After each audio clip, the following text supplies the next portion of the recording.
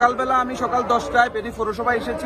পৌরসভার কর্মকর্তাদের রিকোয়েস্টে বা আমার নিজের তাড়নায় আমি পৌরসভায় আসছি। আসার পরে সবার সাথে কথা হলো এবং আমার চোষ আমাদের ছাত্রদলের যে নেতাকর্মীরা আছে এদের চোষে আমরা খবর পাইছি যে বিরিঞ্চি, কামাল হাজারি রোড, বারাইপুর, নাজির রোড, ওই অঞ্চলে ফকিরবাড়ি, বড় বাড়ি, এইসব অঞ্চলগুলোতে আপনার সর্বোচ্চ মানে লুটপাটের জিনিসপত্র আছে।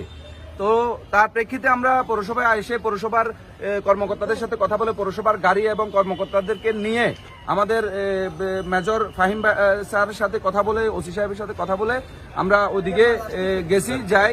আমরা উদ্ধার অভিযান অব্যাহত শুরু করেছি। হ্যাঁ, উদ্ধার শুরু করেছি এবং যাই দেখছি, যেটা দেখলাম সেটা হচ্ছে আমার কাছে আশ্চর্য লাগে যে বিষয়টা আমাদের সাবেক এমপি নিজাম হাজারীর ফিএস শিপন